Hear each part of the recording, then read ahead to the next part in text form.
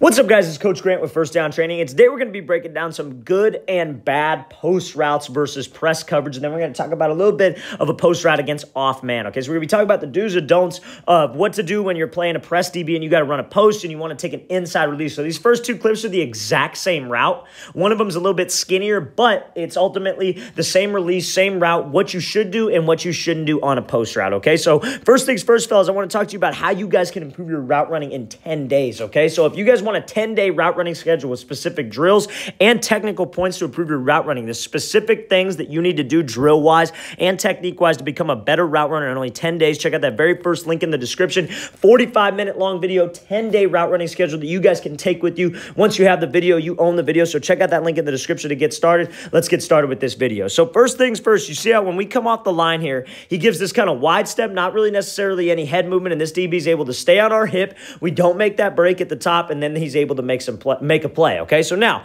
obviously, this guy's an NFL receiver, and I'm not going to sit here and just try to tell him how to do his job. It's just from the outside looking in, and everything's all, hindsight's 20/20, right? So it's very easy for me to sit back here after the play's already happened and be like, hey, you could have done this better, you could have done this better, this was bad, but it's constructive, right? It's constructive so you guys can learn from it, and that's what people need to understand about these types of videos, is that it's constructive and it's a learning experience. If you guys can't take self-criticism, this probably isn't the game for you, because that's how you get better, right? So now, off the line here, when we decide to go with a wide step with this back leg, we got to give some kind of movement with my upper half, right? So you see when he takes this wide step to the outside, his upper half stays square, and he doesn't necessarily threaten this DB outside of his frame, right? So that's not really going to get him to move off that platform, and he's not going to be able to take that inside release and try to work to restack. It all starts with the release, right? And we're going to talk about that in the next clip, right? The next clip is going to be a great example of how you guys get that inside release and are able to restack and make a move correctly, right? So you see how he doesn't necessarily move. He doesn't move his upper half, doesn't throw his hip towards the sideline, he doesn't step outside the DB's frame. So that's not going to get him to move. He's just going to stay square right here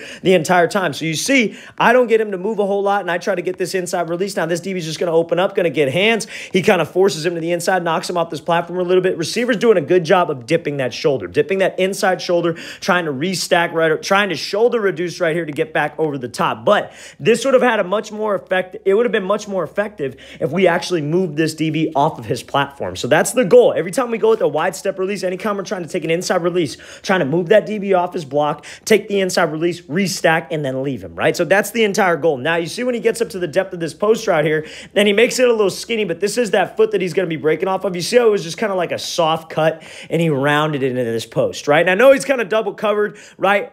This isn't maybe necessarily the ideal route to throw on this play from a quarterback perspective, but he does end up getting the ball. But we got to make sure that when we're at the top of this break, to shake this DB, I got to give him something. I got to be able to give him either like a little bit of a lean with my shoulder right here, like you want to lean into him and make a sudden cut, or I really try to work to restack and I give a violent cut to the outside. If I just round into this break when this DB has hands and I'm not restacking or I'm not leaning him and knocking him off this platform or off of this like line, as I like to call it, that restack line, I'm not going to get much separation. So you guys got to make sure.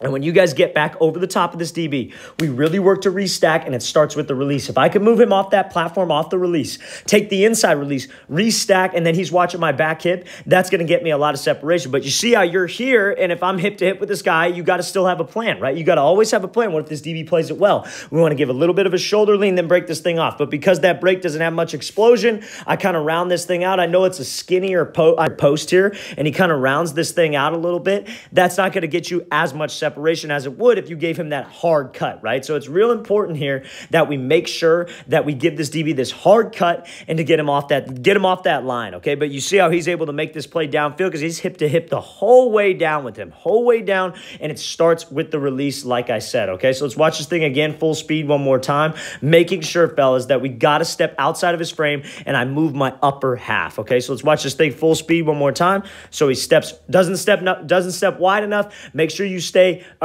don't stay square to the DB and move him off that line so we could get some separation when we decide to restack this route. All right, so now first things first here. Let's talk about this release. So now let's talk about him being able to move this guy off the line, moving him outside, being able to restack and make a move at the top of this break. Okay, so now he's going to be here, so let's watch it full speed. So he gives him this little move to the outside, takes the inside release, able to restack, gives him that 1-2, and then he breaks to this post. So that's perfectly executed right here. This is the exact kind of opposite of what we were talking about before. Now, instead of just a straight wide step, he gives a little foot fire, then he steps wide outside the guy's frame. So he gives this little foot fire, but then ultimately it's the same kind of concept. It's the same step outside of his frame, but you look at how much he's moving that upper half and how he's threatening this DB. To move this DB again, to move this DB off the platform so I could take this inside release, I got to threaten him to the outside, right? Especially if a DB is already outside shade, like in the first clip. If that DB is outside shade and I'm trying to take an inside release and run a post route, I got to threaten him to the outside because he's outside shade for a reason. He doesn't want to let me just run straight to the outside.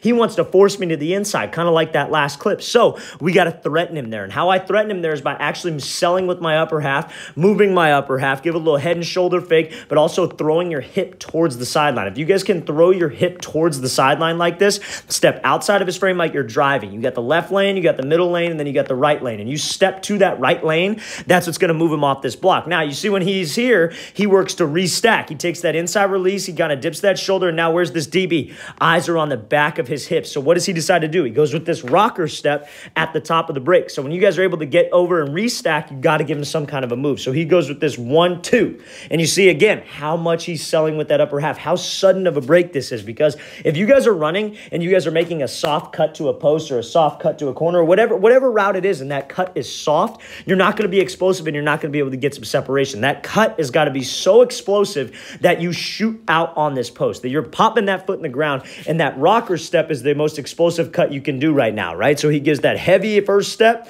selling like he's going to the corner, puts the brakes on with his upper half, and then now he's going. Another thing you guys could do is just give a one hard cut, right? You maybe don't do a rocker step. Maybe you just give a one hard cut. You sell with your upper half that gets that DB off that block, or maybe you go 3. Maybe you go left, then right, then left, right? So it's all about having different tools in your arsenal when you're able to restack so you're not one-dimensional. And this obviously can build into a corner route. This obviously can build into an out route. This can build into a lot of different things. But we got to make sure that when we move that DB off that platform, again, running a post is a great example of a post. Move the DB off the platform, be able to take the inside release, let's restack, and I got to be able to give him a move at the top of the break. This 1-2 or just this heavy cut, like let's say this DB played it correct, like not as bad as he did, and he's hip to hip with this guy and he's running downfield. You just give that little lean into him and still give that one heavy cut. That's going to get you some separation. But now what do you do with that separation? Do you accelerate off the break, right? You see how when he makes this rocker step right here, he's focused on widening the gap. I create that energy and I continue to pump my arms, right? Even because he fell, that doesn't mean that I slow down. It doesn't mean that I chop my steps.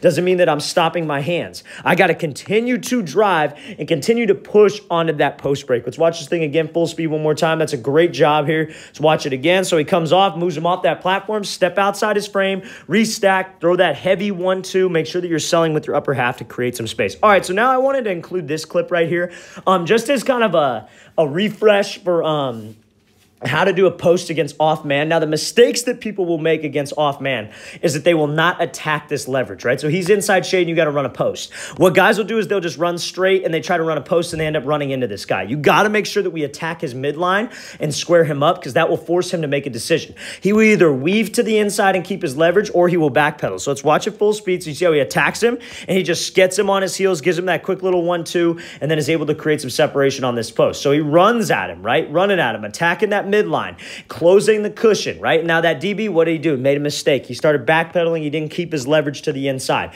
If he's going to start backpedaling, we should be able to make this move every single time. And you see how he makes that just heavy upper half movement. Again, it all comes down to how much are you selling with your upper half, because where should this DB be watching, right? He should be looking at your hips. So if he's looking at your hips and you actually turn your hips and throw to the outside like this, that's what's going to get him to jump. And same thing when you're running a post against man coverage, you're able to restack. He's trailing your back hip. You got to throw with your upper half. You got to be able to throw with your hips because that's what will get this DB to jump off that platform. And then I can accelerate over the middle and widen the distance. So that's a great route right here. I just wanted to include that because I know a lot of people get this post concept against off man. Sometimes you'll see guys attack super hard at this right shoulder to force a shoulder turn. They'll break it off and go right back underneath. I like initially squaring the guy up. I like initially angling your stem at his midline just to see where he kind of plays, because if he weaves to the inside, then we can attack this inside shoulder and hope hopefully he will turn his hips. But we want to make sure that we always close the cushion and metaphorically try to step on his toes. Let's watch it again full speed. So he comes out here running at this guy, head fake, gets him to jump to the outside and accelerates. And again, running to the ball to widen the gap with the DB. All right, guys, I really want to thank you for watching. I really appreciate it. If you guys have any questions at all, please leave those in the comments below. And again, if you guys want to improve your route running in 10 days, you want a 10-day specific step-by-step schedule on route running drills that you guys need to do to be a better route runner, check out that very first link in the description. I'll see you guys next time.